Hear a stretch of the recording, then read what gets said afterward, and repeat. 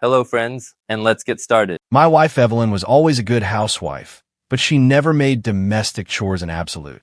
We'd been together 12 years, and during that time, we'd had our spurts of passion and periods of cooling off, but it was all natural in married life. One Sunday afternoon, I awoke to the aroma of fresh coffee and toasted waffles. Evelyn was standing in the kitchen in a short silk robe, barefoot, smiling. She brought me breakfast in bed. Crisp waffles, cappuccino poured into a china cup, and a plate with orange slices neatly arranged. This struck me because usually in the mornings we either go out together for coffee at the nearest coffee shop or I make something quick myself. But not this time. "Surprise, honey," she exclaimed cheerfully, taking a seat next to me and looking at me with shining eyes. Her voice was so warm and gentle, as if we'd just gotten married and returned from our honeymoon. Her tone made my insides tingle, and I suddenly felt a sharp wave of attraction to her that I hadn't felt in a long time. The next day, I was no less pleasantly surprised. After work, I came home and saw that the living room was shining clean. There was a huge bouquet of wildflowers on the table. I know she likes to buy such arrangements on her way home from the farmer's market. She had prepared something special, pasta with a sauce of fresh tomatoes, ricotta, and basil, and for dessert, her signature cheesecake. "I thought I'd treat you," she said as I admired the belly feast. Evelyn was usually happy to have dinner with me, but she wasn't as excited about the kitchen chores. Now she was happy not only to cook, but also to create the atmosphere. Candles, soft music, the soft light of a floor lamp. That evening we spent talking, as in the first months of our acquaintance, with a glass of wine, touching each other's hands. A couple days later, a new surprise. I woke up early in the morning to go for a run, but Evelyn beat me to it. She not only woke me up with a light kiss, but also shook me up in another way, to put it carefully. What happened next was hard to describe in one word. It was a fierce yet tender rush of passion, as if we were back in our college days, when we could make love at any time of the day or night. Sweet warmth poured through my body, adrenaline surging. When we stopped, I almost couldn't breathe, and she laughed into my tired lips. "I'm sorry, I just realized how much I missed you." At that moment, I felt as if a whole garden of new sensations had blossomed inside me. In my soul there was a doubt. Why so unexpectedly? But I quickly dismissed it. What if she really had a second wind for marriage?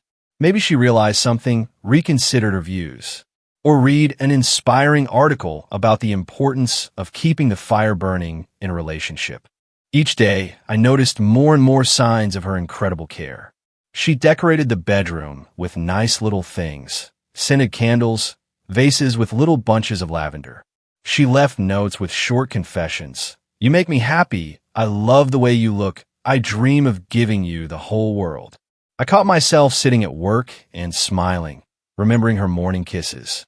Colleagues would notice my good mood and ask what was wrong. Maybe I was wrong to suspect her of being cold. I said to myself one evening, she was just tired, she was going through a rough patch, and now maybe it was over. I was insanely grateful for this happiness.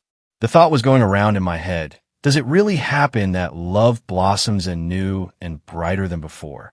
I couldn't find any other explanation, but I didn't want to.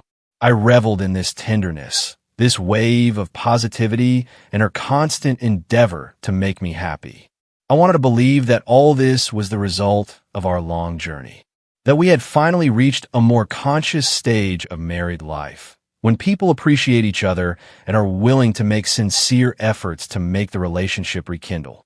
However, very soon I began to notice things that made the hairs on the back of my neck move nervously. First was her newfound enthusiasm for jogging. Evelyn had said before that it was time to exercise. I ran in the mornings, she sometimes ran on weekends. But now it was as if she ran every other day, and not just around the block. Sometimes she would drive off to some new park and come back an hour or an hour and a half later, all radiant and proud of herself. I, of course, rejoiced in her enthusiasm. At last she was doing something for her health. But the look in her eyes after those runs was filled with some mixed emotions. On the one hand, enthusiasm, and on the other hand, deep inner excitement. Then I started to notice that her phone was starting to be protected with a complex password. Before, we'd never set anything more than a simple PIN code for the lock screen. Well, it happened so that the children of acquaintances don't snoop on correspondence. But now she'd set up multi-step authentication, a facial scan, then a 4-digit code, then a fingerprint. At least that's what it looked like to me. I joked that it was like she was keeping state secrets. She joked back. We have tighter security requirements at the agency now, and well, the personal data bank. She was also online more often in the evenings, even when we were sitting together. I'd see the light in her eyes when we'd watch a TV show. I'd ask, "Who are you texting?" She smiled. "Oh, nothing much, work chats. You know, I have a design team there in a different time zone." And most curious of all, one day, while she was in the shower, her cell phone, which she had mistakenly left charging, rang in the kitchen. It was calling an unknown number sign with a strange nickname, Pro Coach. My hand twitched to pick up and answer it, but curiosity and conscience got into a brief battle. I decided it was best to stay out of her business without permission, especially since she had been so wonderful the last few days. What a pig I would be if I suspected her of anything wrong. One night, I accidentally stumbled upon her notebook peeking out from under her pillow. I never paw through her notes, but here it was sticking out so much that I automatically reached to shift it, and out of the corner of my eye saw a list arranged in columns with numbers, day 8, day 9. Day 8 was labeled erotic massage, and day 9 was labeled surprise in the shower. I remember this was consistent with how we had those 2 days. On the 8th day of her transformation, she did give me a massage, very sensual, with new techniques. And on the 9th day, we had fun in the shower in a way we hadn't dared in a long time. I smiled, thinking that maybe this was some kind of personal self-development course for her, like how to bring passion back into a marriage in 30 days. In a funny sort of way, but I was glad rather than puzzled. Well, suddenly she has an online program where a psychologist or sexologist recommends ways for wives to revitalize their relationships. Is that a bad thing? Still, I had a slight unease at the very fact that she was being so secretive. Usually we discussed everything openly, but here I could see her trying to hide something. Maybe she was embarrassed that she'd gone to such lengths. So I paid more attention. And that's when I noticed that she was not only smiling on her phone, but she was nervously looking around to see if I was looking. Open tabs on her laptop closed abruptly when I approached. And sometimes she seemed to mumble something to herself, as if repeating some kind of mantra. All these little things gradually accumulated in my mind, causing a vague sense of unease. Reason suggested that maybe there was nothing wrong with her taking some secret spouse training. But intuition pounded at her temple. Careful, there's something wrong here. Eventually, I shared my doubts with my best friend, Kirill. He is married and used to family life, but he was known as a man who is very cynical about relationships, although he cherishes his own family. We crossed paths at a bar after work, and I smiled and told him how cool things were at home. I missed male conversations and wanted someone to appreciate my happy smile. Look, KIR, it's like a real honeymoon at home right now. Evelyn is the perfect wife. She cooks, cleans, the passion is boiling, even leaves notes. You should see me how I fly, I said, laughing and at the same time feeling a ticklish warmth inside. He grinned and raised his eyebrows. Really? How long has this been going on? About 2 or 3 weeks. But every day is a new surprise. I thought at first that she started some kind of self-development. But there are strange moments. She began to run, hides the phone, a notebook with a plan for 30 days. Although, probably it's some kind of challenge to revitalize the relationship if she is so taken for me. Kirill rubbed his chin thoughtfully. Maybe I'm being too suspicious, but you know what they say. The perfect wives are either in debt or cheating. I laughed and shook my head. Oh, come on. She can't be. Look, I don't want to ruin your high, Kirill said more gently. Maybe you're doing really well. But you said yourself she's got something to hide. A phone with extra passwords, a notebook with detailed notes. And if she really did something, well, I don't know. It wouldn't hurt to check. I brushed it off, my friend's phrase lodged in my brain. I spent the whole evening after our meeting in a state of inner turmoil. On the one hand, I believed that trust was the foundation of marriage. On the other hand, this secretive behavior was getting to me. In the end, I decided to try to figure it out. Desperation gave me the courage to look at my wife's laptop. Usually she would shower in the evening after her run, change in her home clothes, and then cook us dinner or have dinner with me together. She went to the bathroom that day too, and the laptop was left on the living room table. I knew she had a separate work laptop, but this one was kind of private. When I opened the lid, the system demanded a password, but I noticed that the cursor was already in the active field, and the hibernation window hadn't fully shut down yet. Mechanically, I pressed enter, and suddenly the desktop popped up. Apparently, she hadn't had time to close the laptop properly. My fingers trembled. It was almost like a spy movie when you have seconds to find something. My heart pounded. I saw several open tabs on my browser. One of them was minimized, and the icon looked like hashtag 30 days ideal. I clicked. A site with some sort of blog or newsletter platform opened, but immediately a window popped up. A password is required to access the content. I tried entering the standard combinations. No result. But there was something else. I quickly clicked on my browsing history and saw several links to pages like Relationship Coach, Author Course for Women. The titles didn't tell me anything. Maybe it's really a bring passion back in a marriage training. But Kirill and his phrase did not get out of my head. Soon I came across a mention of Pro Coach. This is the same contact who called her a couple weeks ago. And there in the story were links to a closed women's group. It became clear that she was reading something, probably getting emails. She's being taught something on purpose. But what? The door to the bathroom opened. I almost jumped up, slammed my laptop shut, and pretended I was just looking at my work emails on my phone. She, coming out with damp hair, smiled. "Hi, everything okay?" she asked, casting a brief glance at the closed laptop. Yeah. I mumbled and hurriedly stepped farther away. An anxious energy was boiling up inside. I wanted to calm down on the one hand. What's the big deal? Maybe it's a really harmless 30 days of the perfect wife course on how to surprise your spouse. Does that make sense? Makes sense. But then why such a secret? Why the layered passwords? And most importantly, where did Pro Coach come into her life? For a couple nights in a row, I could barely sleep. I felt hot and cold just imagining what might be out there. On the other hand, in the morning, Evelyn continued to delight me with her tasks. She would paint the mirror with lipstick and confessions, or organize a romantic picnic in the living room. I felt like I was living in paradise, but there was a worm of doubt in my brain. Eventually, I gathered my courage and started looking for a way to access this private mailing list. I knew it was immoral, but otherwise I would go crazy. I took advantage of my honed programming skills. I had once been a techie in my youth, and I remembered some of the hacker stuff. It took a few evenings to write a small script that would intercept passwords if the user opened a particular page. I knew she didn't have a helper antivirus on her system, and I was doing everything locally with no internet access. Sounds harsh, but the desire to get to the truth overpowered. One night, I waited until she was asleep, went into the living room, connected her laptop, uploaded this program. That was it. All I had to do was wait for her to log back into that particular platform, and my script would show her what she would enter.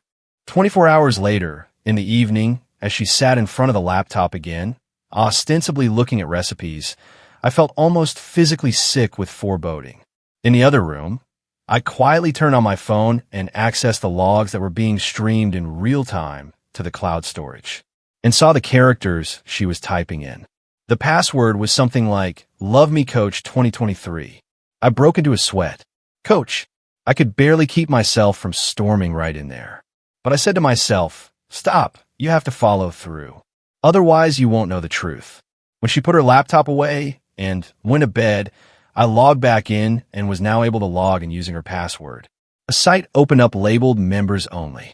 Inside was an entire blog and videos designed for women who had lost their passion for their husband but found someone to awaken their desires and inspire change.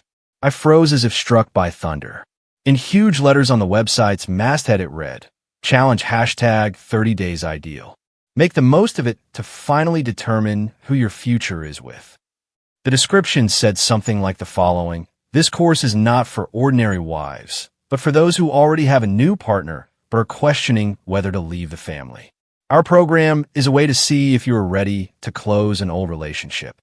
Over the course of 30 days, You'll complete tasks designed to get your legal husband all excited. And you'll realize at the end which of the two you want more.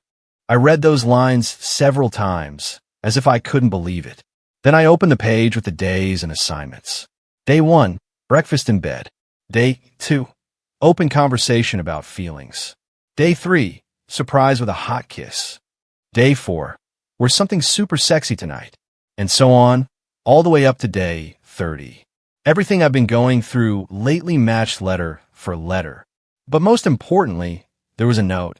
You must not neglect dating your lover. Continue your dates, but don't give your husband any reason to suspect you. Your goal is to find out who your true passion lies in. I was leafing through the materials and saw comments from users, women, judging by the avatars, where they were reporting back on how they were tricking their husbands, dialing up the passion. And the pro coach, was leading them on, praising them, giving them tips on how to cover their tracks. At one point, my fist clenched. I wanted to smash that fucking laptop against the wall. But I fell silent. Tears of rage and frustration rolled down my cheeks. My wife, my Evelyn, meaning she already had someone in her life.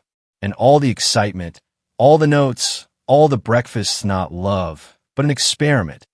Who would she be better off with? I sat like that until I felt like I couldn't breathe anymore. I closed the laptop, got up, and walked around the room, trying not to make any noise. My thoughts were racing. Maybe this is a mistake. Maybe she was just watching this course for fun. But in the back of my mind, I knew it all fit together.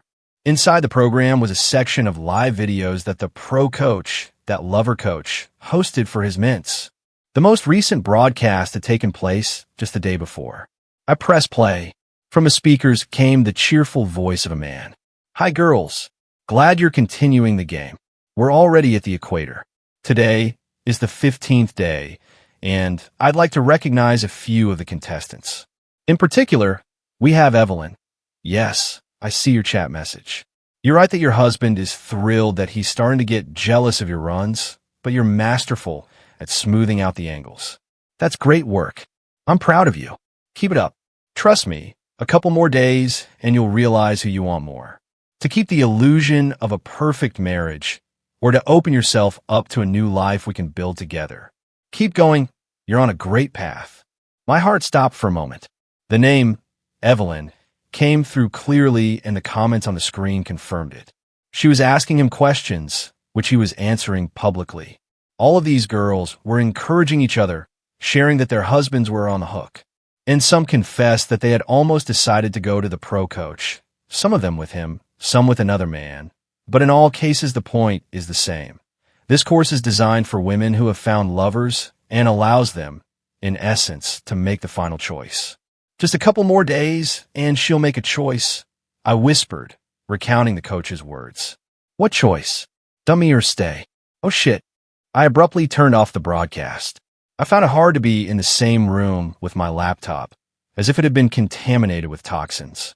I was shaking, my fingers were throbbing nervously, and a volcano of anger, pain, and betrayal was roiling inside.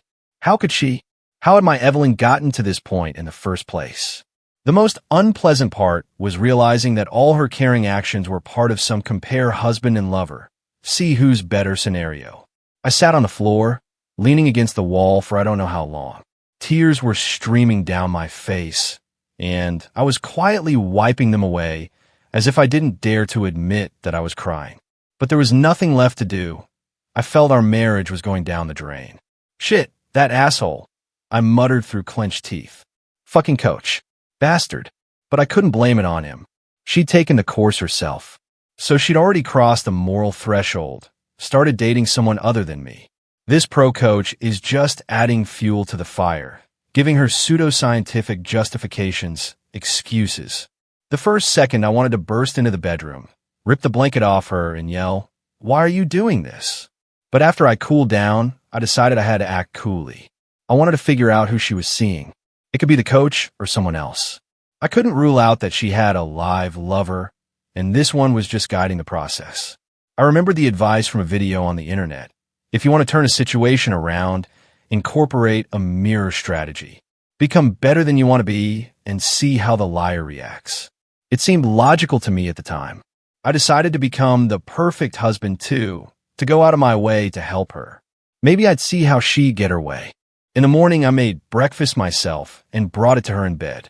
She was pleasantly surprised. We laughed. She thanked me for taking care of her.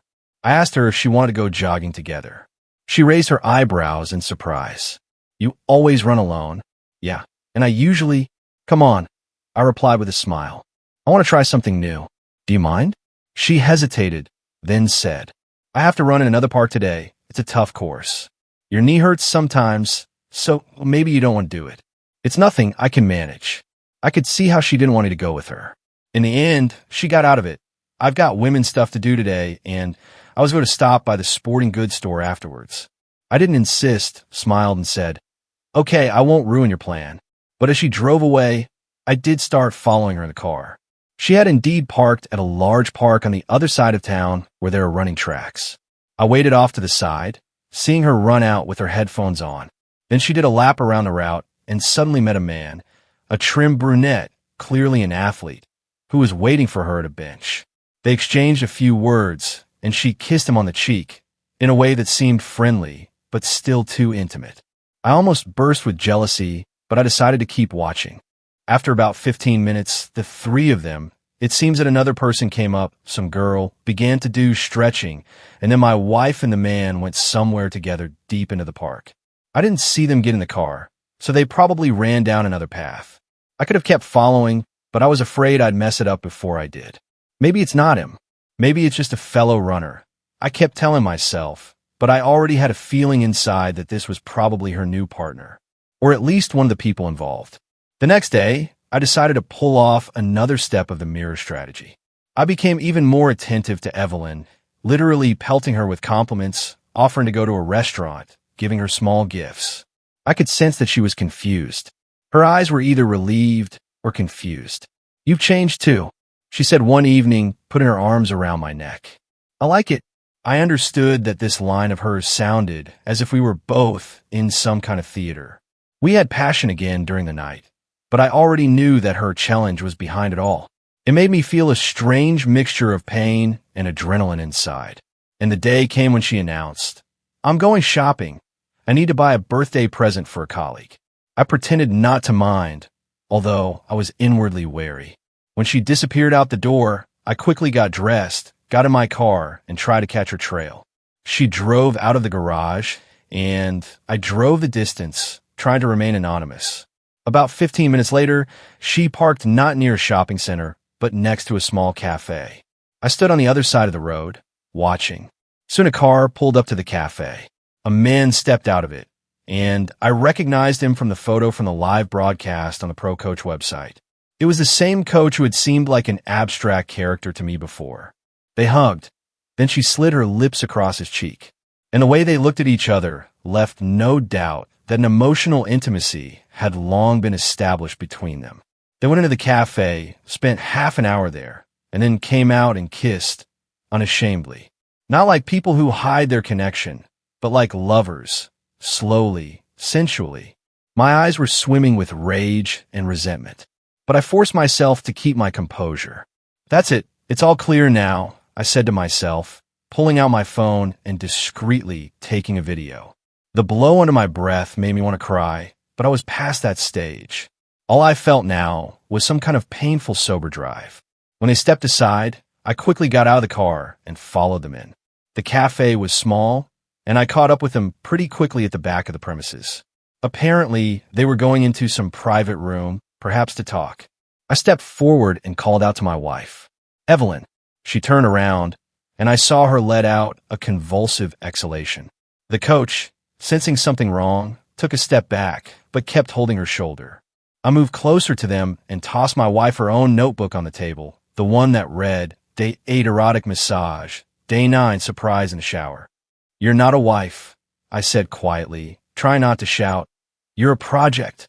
She darted her eyes around, looked frantically at the notebook, then at me. What, where, why did you? She began to stammer. Coach wanted to get a word in, but I held up my hand, stopping him. Shut up, I hissed. This is our conversation. I know everything, Evelyn. Your 30 Days of Perfect show is over.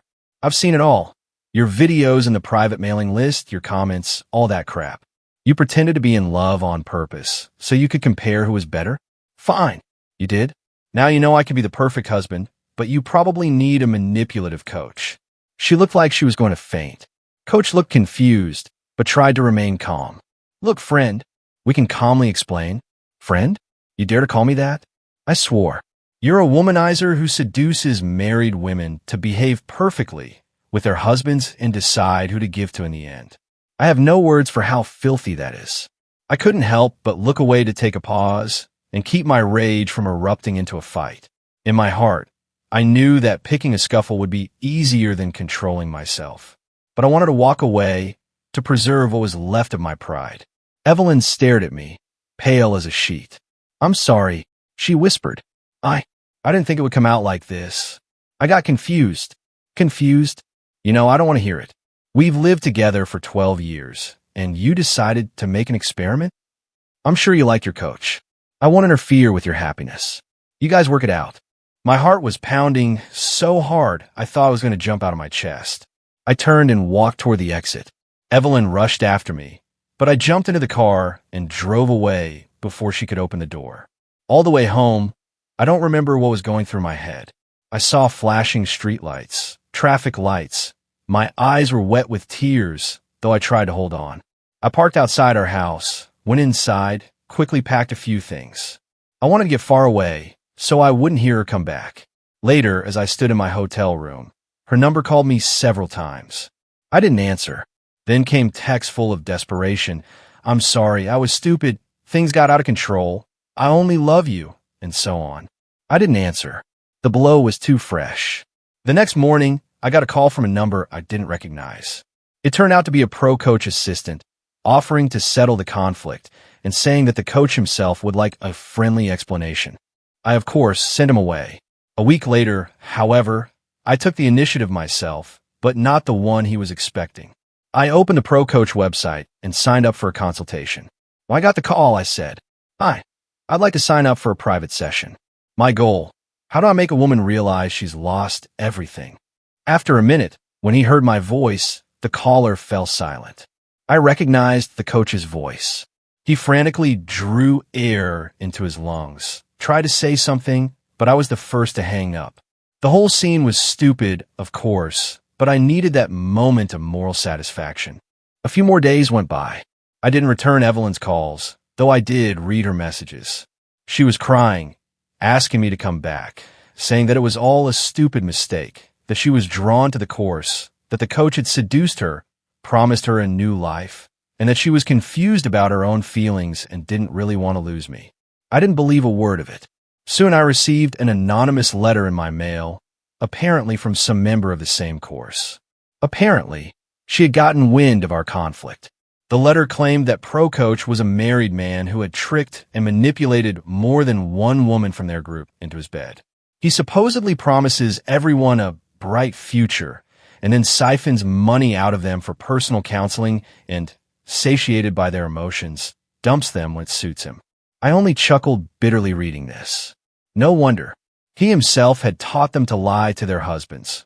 Would a man capable of such a thing be honest and loyal? But Evelyn had hoped their relationship was something special. A little later, Evelyn sent me screenshots of her correspondence with him. The coach wrote her literally the following: You chose me, but I'm married. What did you think? That we're going to live together? Sorry, but I have no plans to divorce. I was looking for a muse, not a new wife. Calm down and stop bothering me. After reading that, I felt either pity for her or malicious satisfaction. He had left her, just as she had tried to leave me, comparing who is better. In essence, she was left at a broken trough. Her perfect project turned out to be a mockery of fate. I'd be lying if I said I felt better. The pain of betrayal doesn't go away in an instant, but there was a strange sense of release. I imagined her, covered in tears, realizing that she had put our marriage of many years on the line and lost. I don't know what's next for our relationship. Maybe someday I'll be able to forgive her. Maybe I won't be able to. I know one thing. She wrote huge letters of remorse, cried on phone calls to my sister, and said she was willing to do anything to get me back. But at that moment, I wasn't ready for reconciliation. I answered her coldly, "I'll see you when I'm ready," and asked her not to bother me anymore. Sometimes I remember how, in the early days of her perfection, I was overwhelmed with happiness, how I thank fate that we seemed to have a new round of love. Now I realize what a self-deception it was. And yet I recognized what she is capable of when she feels like she deserves something more. It's an uncomfortable truth I'll have to live with. And that's how my 30-day honeymoon ended, which turned out to be an illusion and part of a nefarious plan. And she was left with nothing, deceived by a cheater she herself chose. The irony of it all was presented under the sauce of find true passion in life. Well, she did find something real, her own mistake. And that's where today's story ends. Thank you for watching to the end. If you enjoyed it, don't forget to like and comment.